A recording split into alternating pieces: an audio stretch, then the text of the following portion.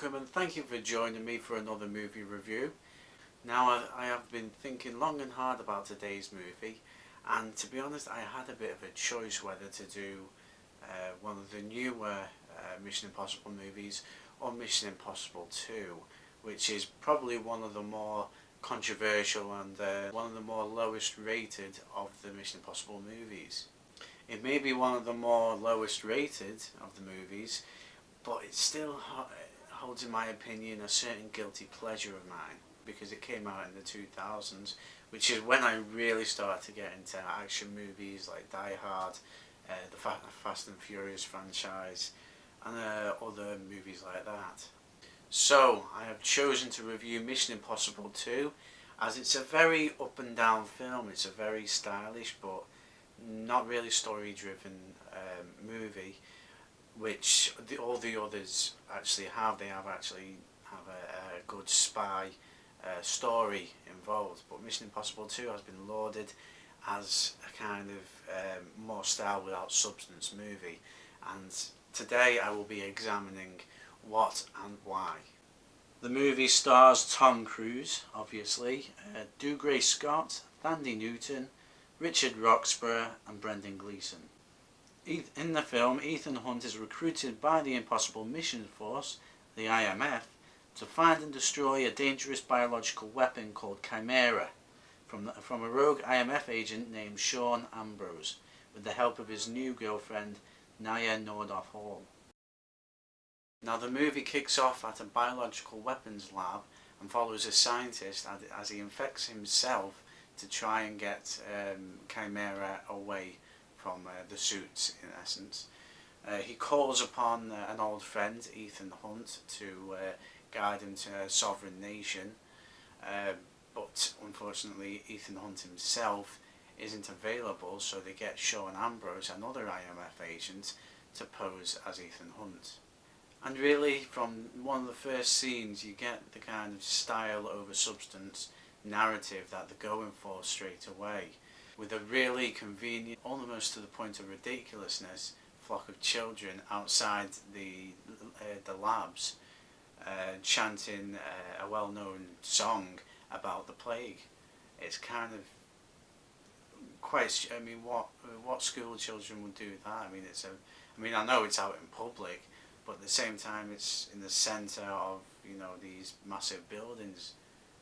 Why would the school children be there at all? It's really just a very big coincidence that they're singing about the plague right in front of the building where they manufacture viruses.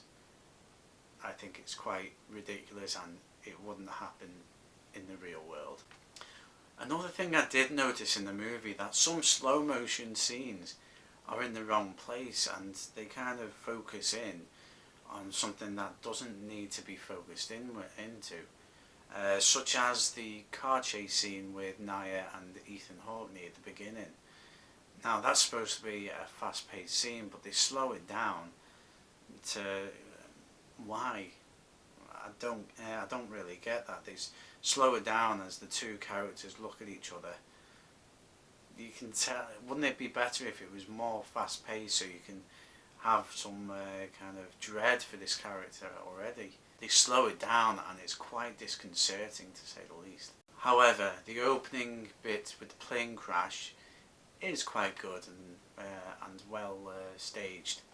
The rock climbing scene, in which we're first introduced to Ethan Hunt in the movie, is quite good, but it goes nowhere, and you can literally edit that little bit out of the movie. Start it from when Tom Cruise is at the Spanish club, and you wouldn't have lost any information or any kind of movie explanation.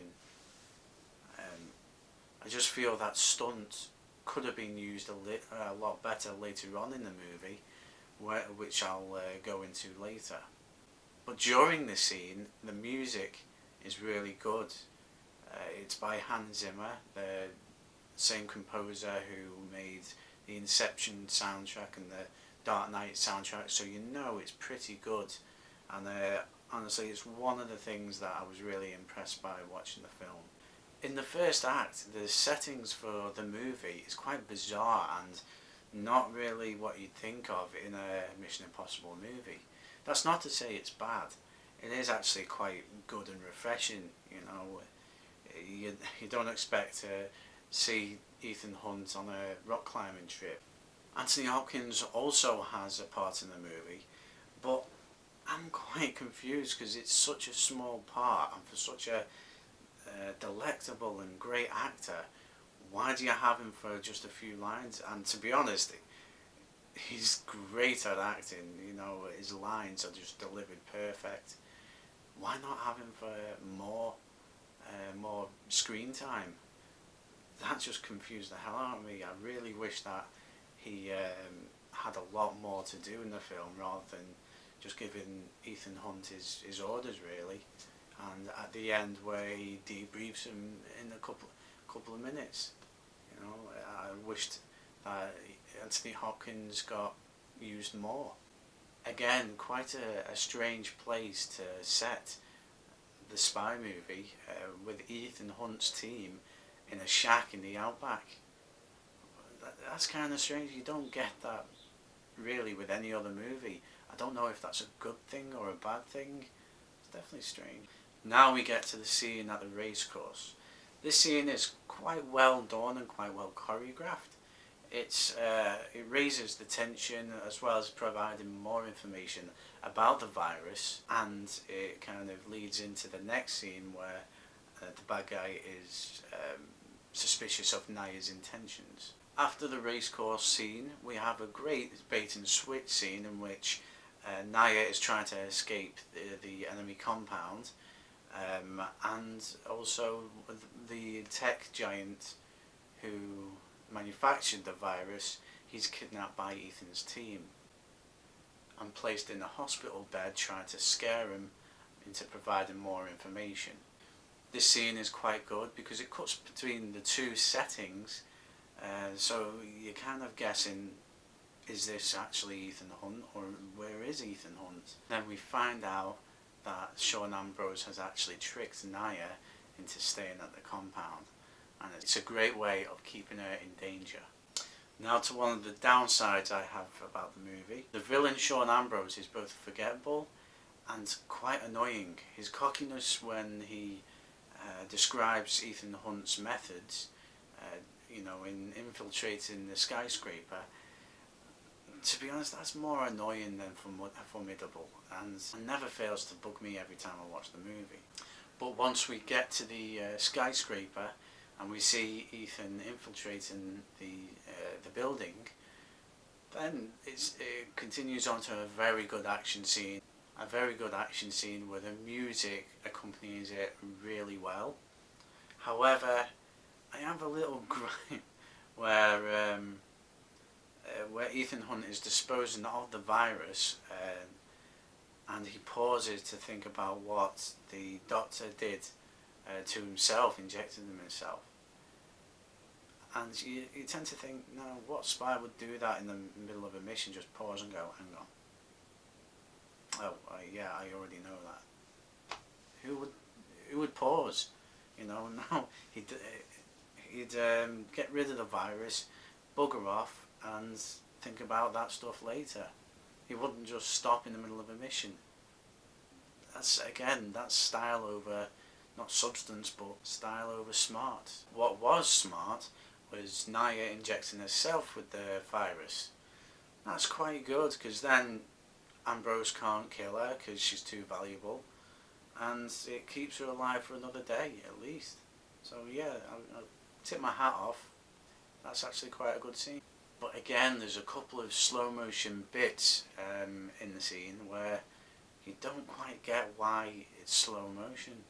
There's no reason for it.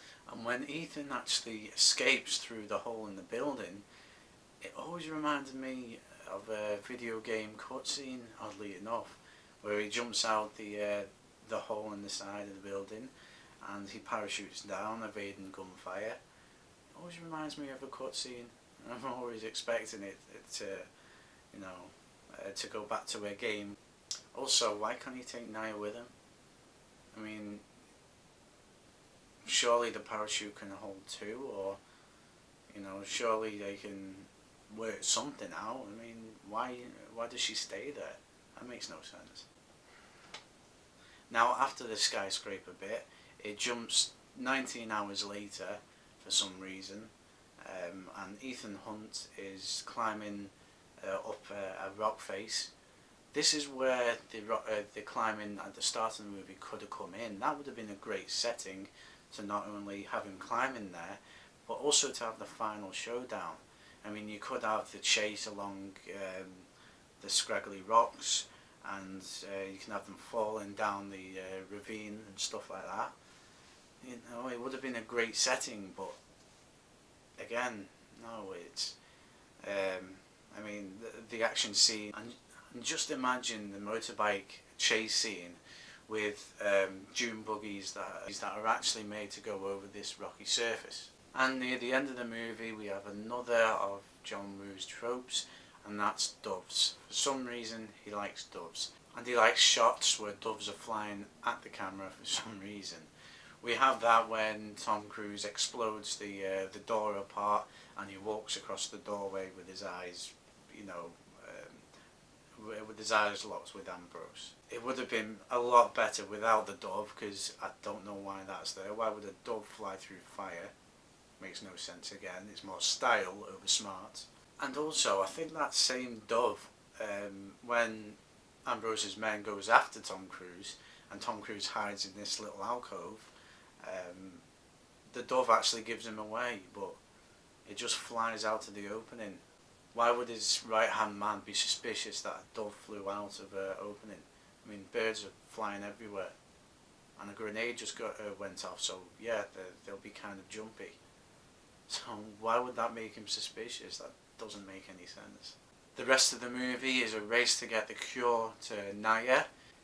It's full of heart-pumping scenes that will blow you away, but again, at the end, it ends kind of stupidly, with Ambrose and Hunt ramming their bikes at each other and tackling each other in the air. That's kind of stupid. I mean, what kind of spy would do that? Not Ethan Hunt. No, I don't think he would.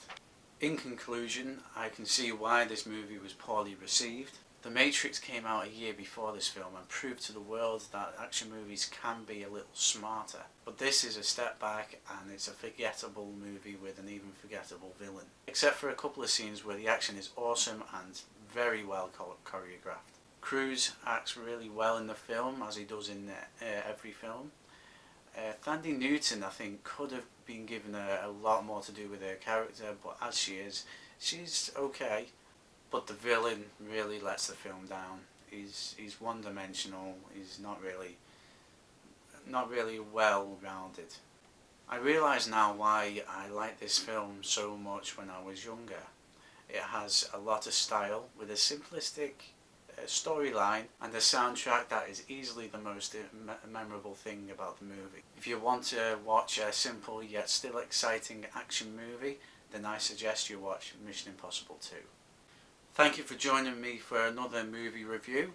I enjoyed this one because it's a nice kind of callback to my younger years, and it's great to reconnect with my inner child once in a while. I have no news yet about what my next movie review will be, but expect it at the same time next week. Join me next time for more from inside the movie world. Thank you.